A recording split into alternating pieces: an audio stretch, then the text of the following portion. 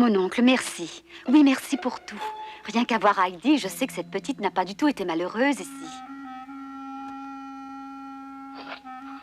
Vous êtes fâché? Vous me gardez rancune? Pourquoi nous disputer davantage? Oui, moi-même, je savais bien qu'avec la meilleure des volontés, vous ne sauriez vous occuper d'une si petite fille. Mais je n'avais personne d'autre que vous à qui la confier. Je n'avais vraiment pas le choix. Et vous avez sans doute pensé que je vous l'avais imposée afin de me débarrasser d'elle. Mais je tiens à ce que vous sachiez que je n'ai jamais oublié Heidi durant ces années qu'elle vient de vivre avec vous. Je l'aime, mon oncle. Je me suis souvent demandé qui d'autre à part vous pourrait bien s'occuper d'elle ou s'il ne valait pas mieux que je le fasse moi-même. J'y ai pensé plus d'une fois, je vous assure. Voilà pourquoi je viens la rechercher. Je suis on ne peut plus sérieuse, veuillez me croire. Bien oui, mon oncle. Pourquoi ne pas vous le dire? J'ai décidé d'amener la petite avec moi à Francfort. Tu as bien dit Francfort? À Francfort, c'est bien ça. Écoutez, vous permettez que je m'assoie un peu? Voilà ce que j'ai à vous dire. Figurez-vous qu'on m'offre quelque chose d'incroyable. Il s'agit de l'avenir de Heidi et de sa future éducation. J'ai eu peine à le croire moi-même. C'est tellement inespéré. Mais à présent, je suis rassurée, car tout est arrangé. C'est le bonheur de cet enfant qui est en jeu. Vous ne pouvez pas y être indifférent. Mon oncle, croyez-moi, c'est une chance unique pour Heidi. Vraiment, pas une petite fille sur 1000, que dis-je, sur 10 000 n'a cette chance-là. Évidemment, vous ne pouvez pas vous rendre compte de ce que c'est. Je ferais peut-être mieux de tout vous expliquer du début, mais je vous préviens, c'est à peine croyable, vous n'en reviendrez pas. Parfois, je pense que je rêve ou que je vis un vrai conte de fées. Les personnes pour qui je travaille ont un parent très riche qui habite Francfort. Il paraît même que c'est une des plus grosses fortunes de toute la ville.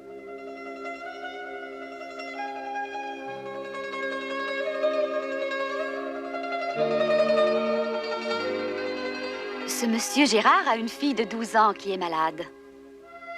Elle ne peut pas se servir de ses jambes. Cette pauvre petite ne se déplace qu'en fauteuil roulant. En fait, elle est si faible qu'elle ne sort jamais.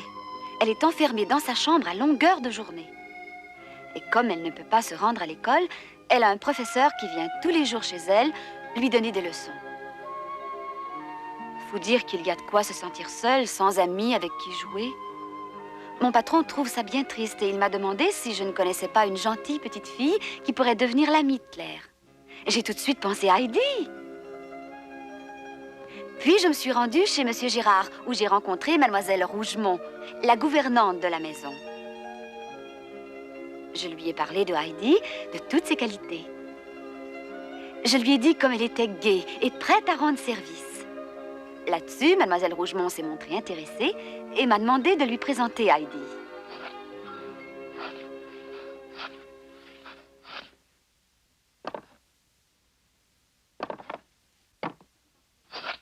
Eh bien, qu'est-ce que vous en dites?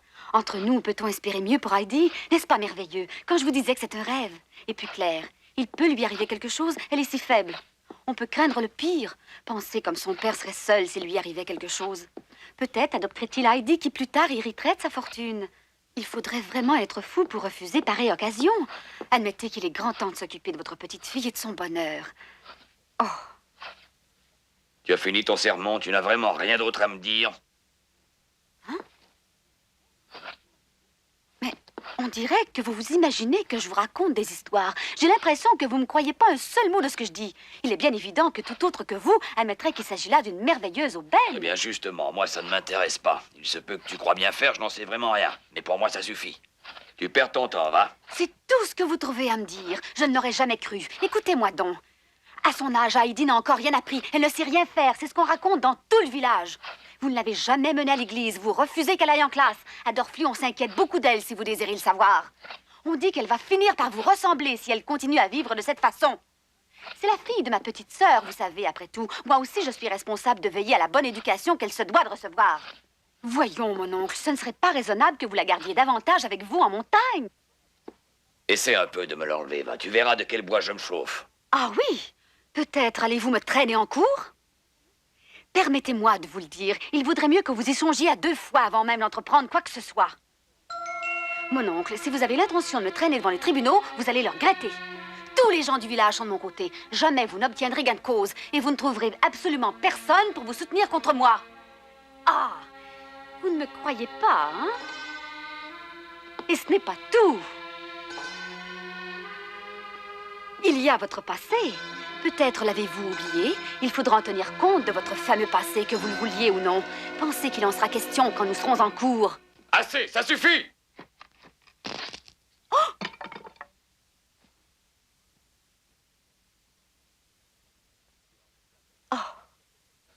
Mais emmène-la donc où tu voudras, qu'elle devienne gâtée pourrie si c'est ce que tu veux pour elle. Mais ne t'avise jamais de me la ramener, j'aurais trop peur qu'elle ressemble à ce que tu es devenu. Je la vois d'ici avec un chapeau aussi ridicule que le tien. Est-ce que tu t'es seulement regardé dans une glace? Je ne pourrais supporter qu'on m'ait changé ma petite Heidi. C'est tout ce que j'ai à te dire. Ah, c'est d'accord, je peux l'amener. Elle ne voudra pas te suivre, je la connais bien. Bon, mon oncle, c'est ce que nous allons voir. Il faudrait peut-être lui demander son avis. Elle décidera elle-même. Bien, alors demande-lui. C'est ce que je vais faire, mon oncle. Je n'ai pas peur de vous et je vais vous le prouver.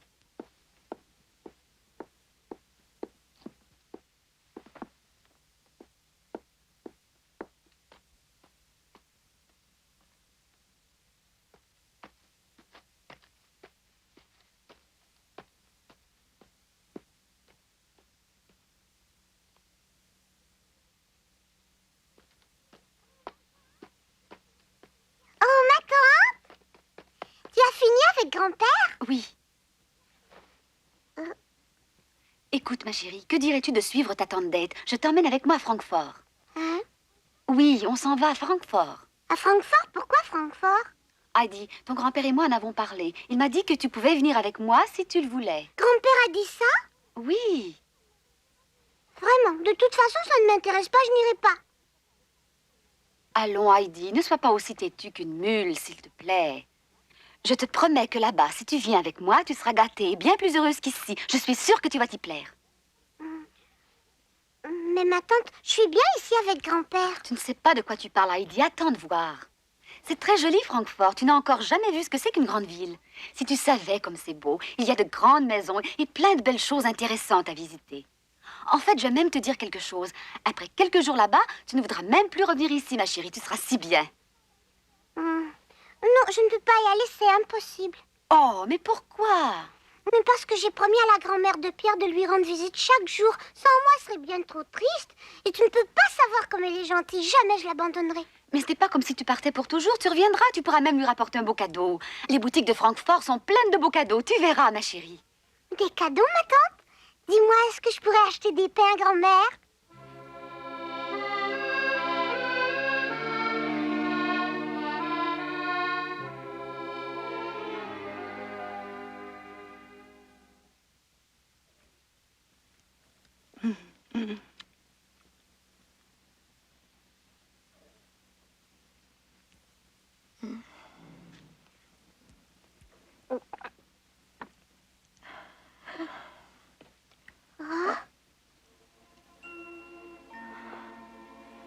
Brigitte, il est trop dur à mâcher, ce pain. À mon âge, c'est du pain tendre qu'il me faudrait. Mais je n'y peux rien, le pain blanc est bien cher de nos jours.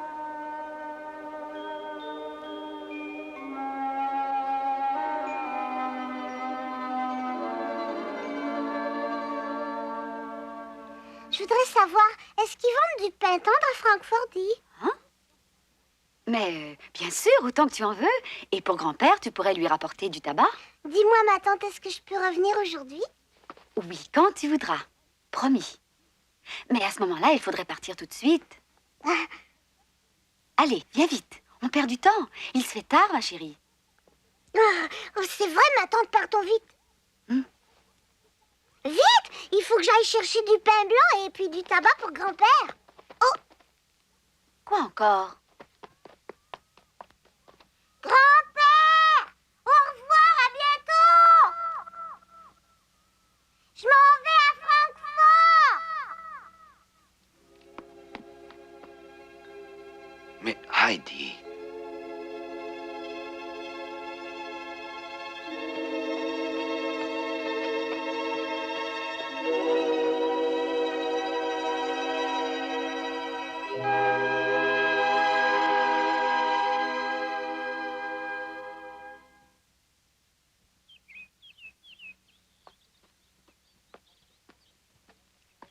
Entre-temps, Pierre s'affairait à ramasser du bois pour faire du feu.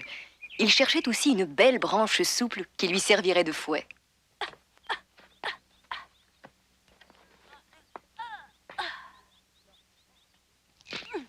Normalement, à cette heure-là, Pierre aurait dû se trouver en classe. Mais il faisait l'école buissonnière.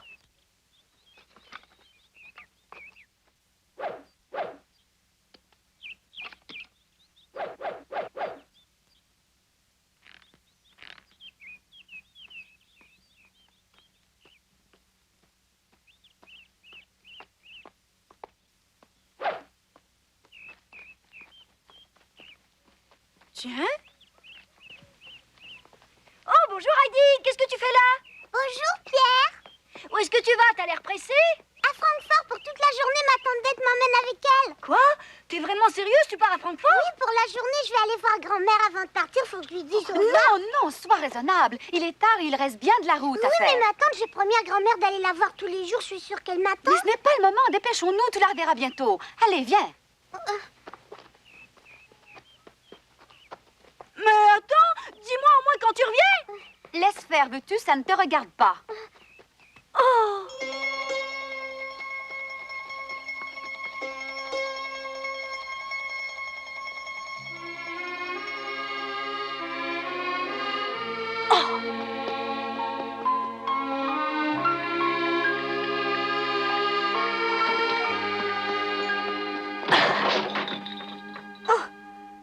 Mais qu'est-ce qui se passe? Qu'est-ce que ce bruit? Dis, tu as entendu, Brigitte?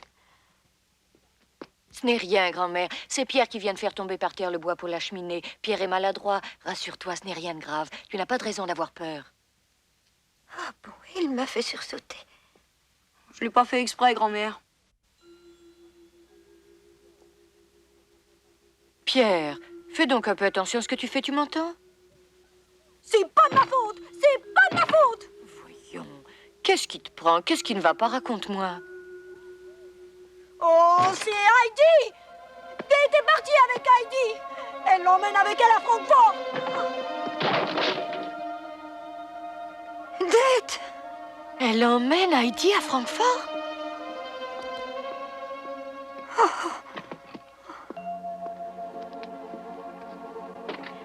Dete, je t'en prie, reviens. N'amène pas Heidi, tu n'en as pas le droit. Dete, je t'en prie, ne nous l'enlève pas.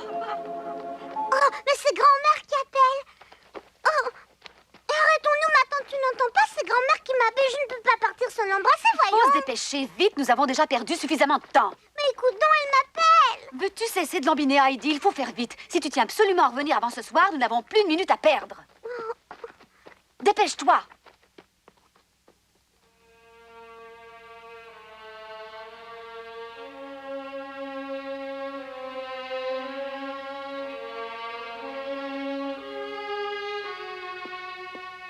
Venez, grand-mère, vous risquez de prendre froid, rentrons.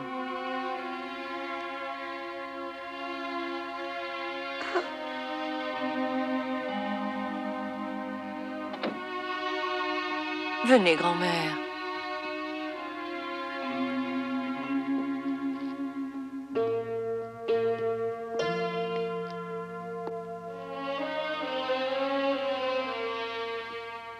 Qu'est-ce que je vais faire, moi, sans Heidi? Elle est partie, je ne la reverrai pas.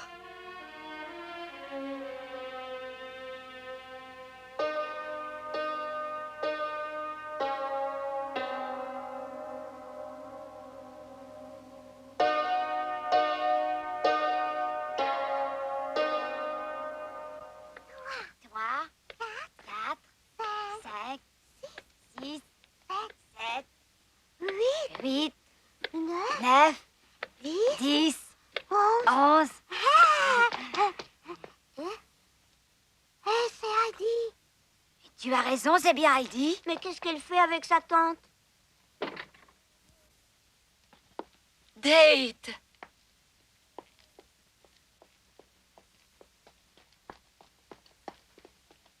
Eh bien, Date, tu ne t'arrêtes pas? Non. Oh, te voilà déjà de retour avec la petite. Tu as donc réussi. Eh oui, comme tu vois. Ma tante, viens, dépêche-toi, sans quoi il sera trop tard pour revenir. Voilà, voilà, j'arrive tout de suite, ma chérie. Excusez-moi, mais vous voyez bien, il faut que j'y aille. Merci à toutes. Au revoir.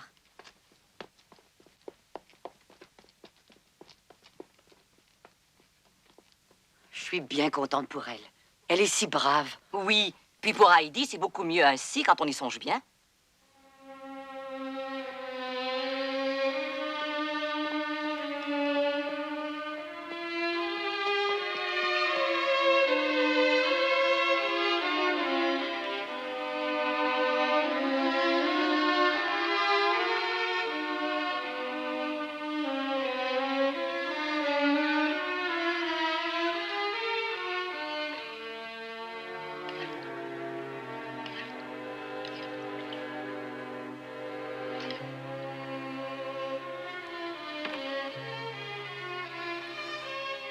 La chère petite.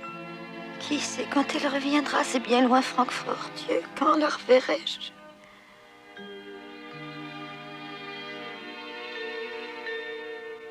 Qu'est-ce que je vais faire? Qu'est-ce que je vais devenir?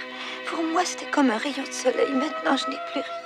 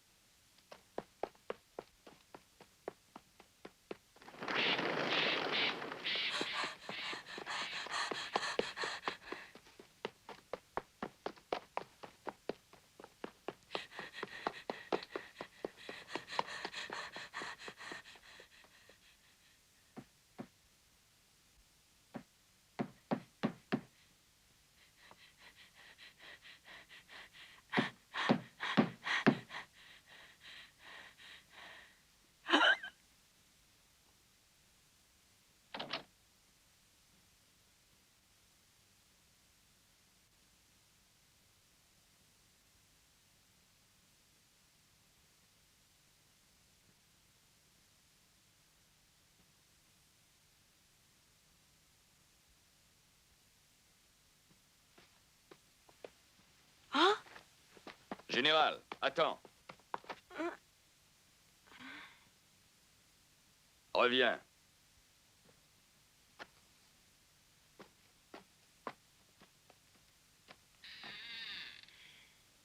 Je suis content que tu sois là. Tu as fini de souper avant de venir? Ça n'a pas d'importance. Ah bon.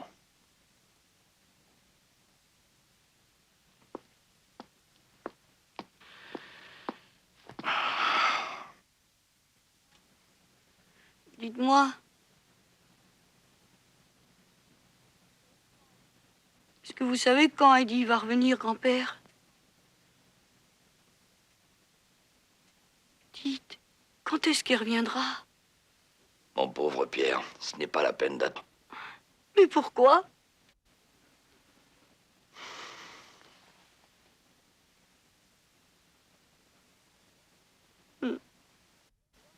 Dites, pourquoi? Heidi est partie.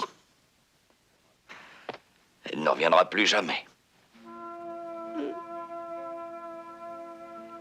J'ai vraiment peine à le croire. Ma petite Heidi qui m'a quitté pour toujours. Mais pourquoi? C'était pourtant très facile. Moi, je pouvais rien faire, mais vous auriez pu l'en empêcher de partir. Il fallait la retenir.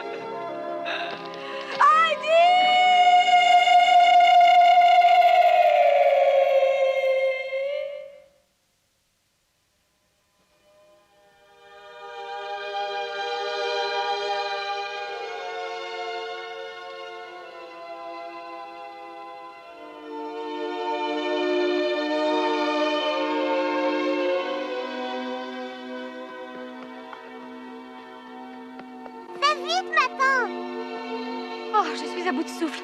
Je n'en peux plus, ma chérie. Que dirais-tu te reposer un peu? Mais on n'a pas une minute à perdre. C'est toi-même qui l'as dit, dépêchons-nous. Et Heidi de presser le pas de plus belle, comme si le désir de vite rapporter du pain blanc à grand-mère lui donnait des ailes. Penser au bon visage de grand-mère rayonnant de joie effaçait pour elle toutes les fatigues de la descente.